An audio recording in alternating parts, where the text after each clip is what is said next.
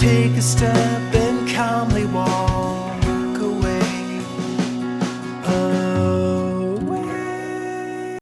Radius of convergence and how we can find out the radius of convergence. So with an example, I'm just giving you a complete methodology that how we can find out the radius of convergence in the complex function. इससे पहले बात कर चुके हैं कोई भी जो series है complex फंक्शन के अंदर वो कन्वर्जेंट कब होती है, चाहे वो पॉइंट वाइज है या फिर वो पूरे complex प्लेन के ऊपर है. उसके बाद मैं आपको बता चुका हूं कि रेडियस ऑफ कन्वर्जेंस एक्चुअली होता क्या है. Now the point that how we can find out the radius of convergence, and here I'm just giving a simple example, my dear friends. So the example is the radius of convergence of the series, और series हम एक ले लेते हैं यहाँ पे. Just I'm taking a one series that z by 2 and 1 into 3 by 2 into 5 and z square plus 1 into 3 into 5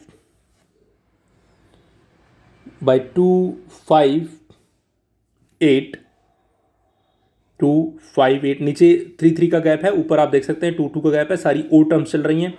Z cube और पहली टर्म में जेड है, फिर जेड स्क्वायर है, फिर जेड क्यूब है. इस तरीके से ये पूरी सीरीज हमारी चलती चली जा रही है. तो ये आपको एक कम्प्लेक्स फंक्शंस की सीरीज गिवन है और इस सीरीज को आपको फाइंड आउट करना है कि अगर ये सीरीज कन्वर्जेंट है किसी पॉइंट पे तो ये इसका रेडियस ऑफ कन्वर्जेंस एक्चुअली होगा क्या. तो how we can find out. देखिए सेम जैसे हम वहाँ पे कन्वर्जेंट प्रूव करते थे वही सब कुछ आपको करना है. सबसे पहले आपको ए एन ढूंढना है. ए एन का मतलब होता है कि nth टर्म जो होगी उसका कॉफिशेंट. तो nth टर्म देखिए क्या होगी यहाँ पे Z raise to power N, और Z raise to power N के साथ कॉफिशेंट क्या होंगे 1 3 5 ऐसो ऑन 2n-1, क्योंकि ओ टर्म्स को लिखने का तरीका है. डिवाइड बाई नीचे देखो क्या सीरीज चल रही है 2 5 8. ठीक है, 3 3 का गैप चल रहा है. 2 5 सॉरी 7 नहीं आएगा, 8 आएगा इधर बिकॉज वी हैव 8. सो 2 5 8. तो 3 3 का गैप चल रहा है तो यहाँ पे लिखेंगे 3n-1. ऊपर देखिए 2 2 का गैप चल रहा है तो आई विल 2n-1. तो ये एक हमने nth टर्म बनाई. अगर an इस तरीके से लिख सकते हैं तो माय डियर फ्रेंड्स an+1 को आप कैसे लिख सकते हो. an+1 को भी आप जहाँ पे n लिखा है वहाँ पे डेफिनेटली आप n+1 चेंज कर देंगे.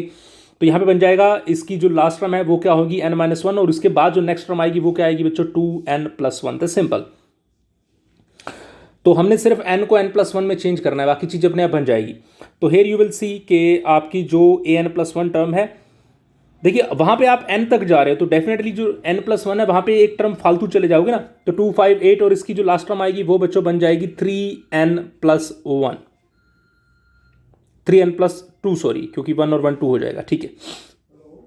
सो here you got what an as well as an+1. Okay. So now the point is that an+1 by an इसको इस तरीके से लिखिए और इसकी limit n tends to infinite लेनी है. यही तो कन्वर्जेंट करने का तरीका था हमारा, वही तरीका हम यहाँ भी यूज़ कर रहे हैं.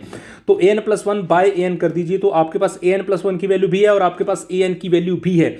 तो गाइज इन दोनों वैल्यूज को मैं यूज़ कर रहा हूँ और देख सकते हैं कि an-1 तक सब कुछ कैंसिल हो रहा है. 2n-1 और इधर 3n-1 बचेगा क्या 2n+1 और यहाँ बचेगा 3n+2. जो वैल्यू बची है अब मुझे लेनी है लिमिट. लिमिट क्या लूंगा, लिमिट लेंगे n tends to infinite. Limit n tends to infinite 2n+1 by 3n+2.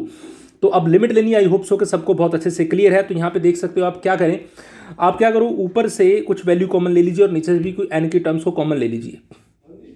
ठीक है ना. तो मेरे भाई यहाँ पे आप 2n कॉमन ले लीजिए. n कॉमन नहीं ले, 2n कॉमन लेते हैं क्योंकि एक तो n वाली टर्म्स मुझे अलग चाहिए, और ताकि देखो जब 1/n बनेगा तभी तो ये 0 होगा ना. तो आप 2n को कॉमन ले लीजिए. 2n कॉमन लेंगे तो यहाँ पहली टर्म क्या बन जाएगी 1. लेट मी राइट आउट 1, और दूसरी बन जाएगी 1/2n. तो ऊपर से मैंने 2n को कॉमन ले लिया. सिमिलरली नीचे वाली टर्म से आप 3n को कॉमन ले लीजिए. जैसे आप 3n कॉमन लेते हैं तो बनेगा क्या आपके पास 1/2/3n. अब जब आप लिमिट सब्स्टिट्यूट करोगे, देखो जो पहले वाली टर्म है उसमें n और n कैंसिल हो रहा है, बाकी जो n बचा है वहां पे अगर n tends to infinite put करोगे तो वो 1/n वाली फॉर्म आपको 0 देगी डेफिनेटली ना. तो बचेगा क्या आपके पास, डेफिनेटली यहां पे बचेगा 2 और नीचे वाले टर्म में क्या बचेगा 3. तो फिर भी एक मैं और स्टेप लिख रहा हूं तो ताकि आपको क्लियर हो जाए कि जो बाहर वाली टर्म है वहां पे देखो n कैंसिल होने के बाद एक 2/3 जरूर रहेगा यहाँ पे बाहर 2/3.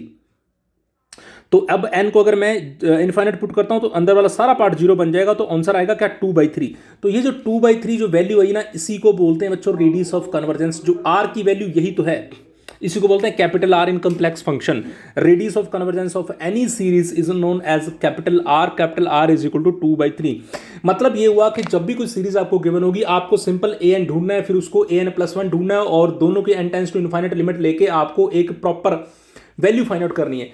अगर कोई प्रॉपर वैल्यू आएगी नहीं तो डेफिनेटली वो सीरीज कन्वर्जेंट ही नहीं होगी, और अगर कोई प्रॉपर वैल्यू आएगी तो वो सीरीज कन्वर्जेंट होगी, और जो प्रॉपर वैल्यू आती है वही उसका रेडियस ऑफ कन्वर्जेंस होता है। एक और एग्जांपल लेके चलते हैं, इससे आई होप सो कि कुछ और चीजें आपको क्लियर हो जाएंगी। मैं बड़ा शॉर्टकट बताऊंगा आपको कि मान लेते हैं एक और सीरीज आपको गिवन है, कुछ इस तरीके की सीरीज है, वो summation of 2n+3 divide by 2n+5 into n+5। कुछ ऐसी सीरीज गिवन है बच्चों। जेड तो डेफिनेटली होगा ही होगा, z raise to power n इसके साथ में है आपके पास, ठीक है।